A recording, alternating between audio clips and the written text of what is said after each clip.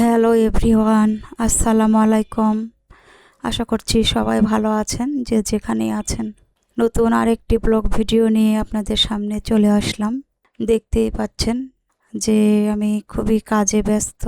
তো আসলে সেলফটা একটু গোছাবো, এই জন্য একটু কাটাকাটি শুরু করেছি।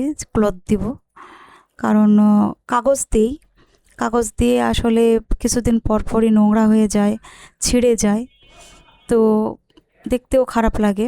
এই জন্য ভাবলাম যে একটা ক্লথ দিলে সব থেকে বেশি ভালো হবে।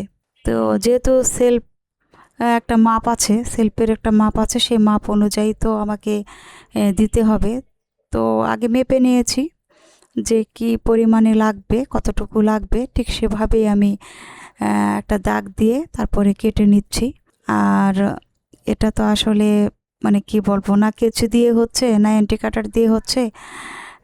আসলে এগুলো কাজ করে তো সেভাবে অভ্যস্ত নই। তো প্রথমটা তো একটু মানে স্লো হয়েছিল, যে কেচি দিয়ে একটু একটু করে কেটে নিচ্ছি। পরে দেখলাম যে এভাবে একটু একটু করে সরে না দিয়ে, তো এভাবে চাপ দিয়ে যদি আমি অ্যান্টিকেটার দিয়ে এভাবে ধরি, তাহলে খুব সুন্দরভাবে কাটা যাচ্ছে। তো একটু উঁচু নিচু বা মানে সমান হচ্ছে না, একটু উঁচু নিচু তো হবেই, কারণ এগুলো তো কেটে অভ্যস্ত নই। কিন্তু কাটতে কাটতে তো অবশ্যই হবে। যে কোনো জিনিস প্রথম অবস্থাতে যে খুব ভালো হবে তা নয়, করতে করতেই কিন্তু মানুষ শিখে যায়। তো যারা এই মুহূর্তে আমার ভিডিওটা দেখা শুরু করেছেন, তাদের কাছে একটা রিকোয়েস্ট থাকবে যে অবশ্যই একটা লাইক দিয়ে দিবেন, আর পুরো ভিডিওটা কন্টিনিউ করবেন। আর যারা সাবস্ক্রাইব করেননি তারা অবশ্যই চ্যানেলটি সাবস্ক্রাইব করে আমার সাথেই থেকে যাবেন। তো মনে হয় প্রতিদিনই ভিডিও দিব, তারপরে আবার একটু ব্যস্ত, কারণ বাচ্চার স্কুল শুরু হয়েছে, কোচিংয়ে যেতে হয়, তো খাবার নিয়ে যাই, এই বিভিন্ন কারণে আসলে সবসময় যে ভিডিও দিতে পারি বা পারবো এমনও নয়। তবে সবসময় চেষ্টার মধ্যে আছি, দেখা যাক কী হয়। তো আমি পুরোটাই সাজিয়ে নিব কিভাবে করছি। আর এই যে আমি একটা ঢাকনার স্ট্যান্ড কিনেছি, কারণ ঢাকনা রাখাটা খুবই অসুবিধা। একটার উপর একটা রাখি, কিন্তু অনেক সময় দেখা যায় ছোটোটা দরকার হচ্ছে, বা তার চাইতে একটু বড়টা দরকার হচ্ছে, বা তার চাইতে বড় দরকার হচ্ছে, তখন সমস্যা হয়ে যায়।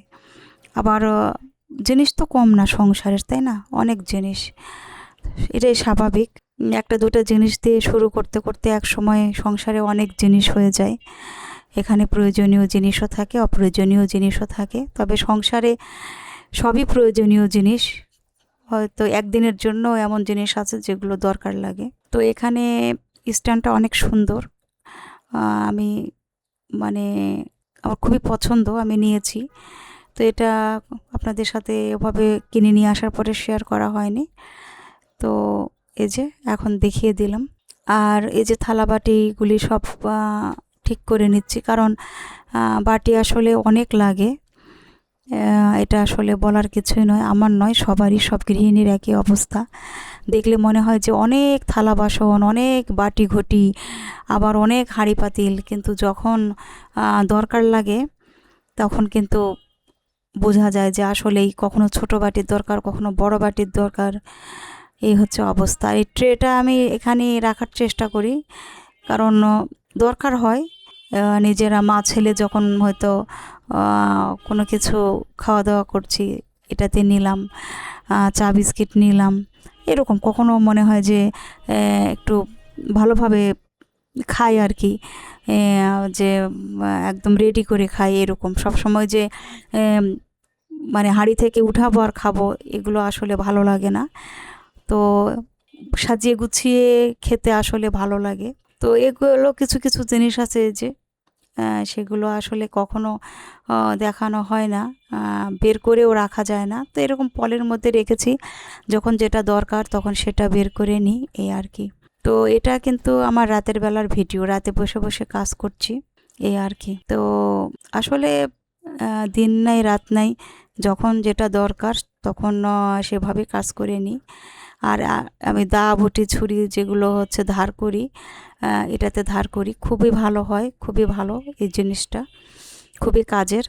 কারণ লোকজনকে ডেকে ধার মানে ধার দেওয়াটা আমার এটা খুবই অপছন্দ।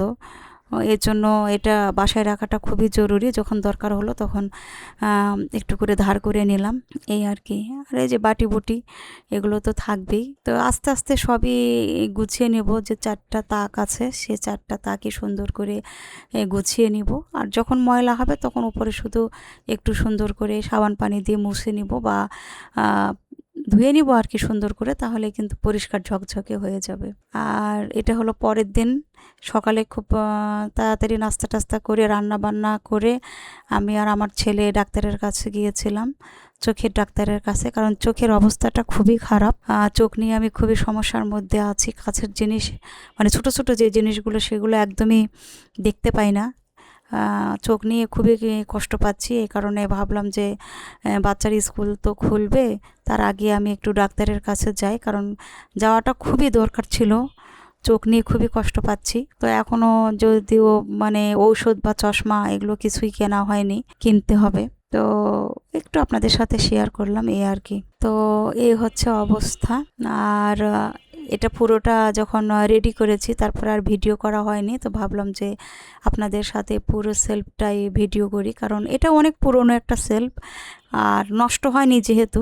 আর যেহেতু নষ্ট হয়নি সেহেতু তো কেনার প্রয়োজনই নেই।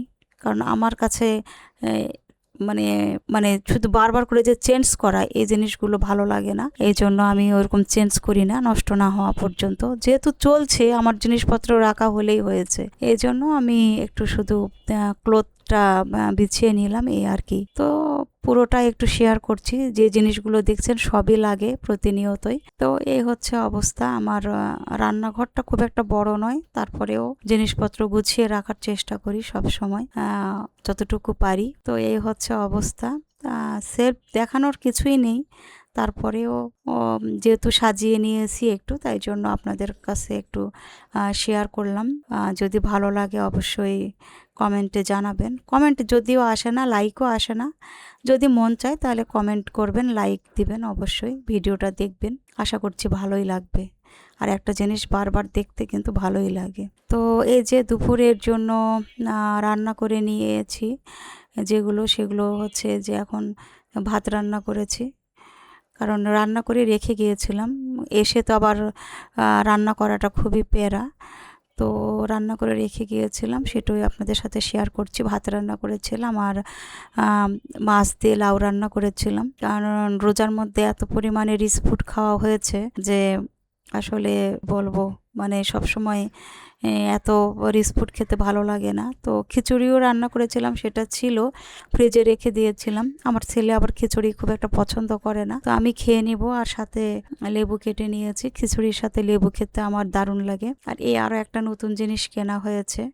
আগে একটা ছিল ভীষণের, ওটা যে কারণে হোক নষ্ট হয়ে গিয়েছে। তো এটা ছাড়া তো আসলে হয় না।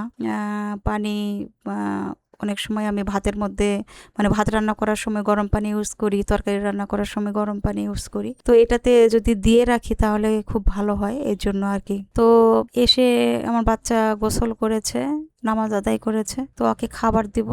এই যে এখন বেড়ে নিচ্ছি। আর ওকে বললাম যে তুমি খাও, আর আমি গোসল করে নামাজ পড়ে তারপরে খাওয়া দাওয়া করব, এই আর কি। তো খাবারটা বেড়ে দিচ্ছি।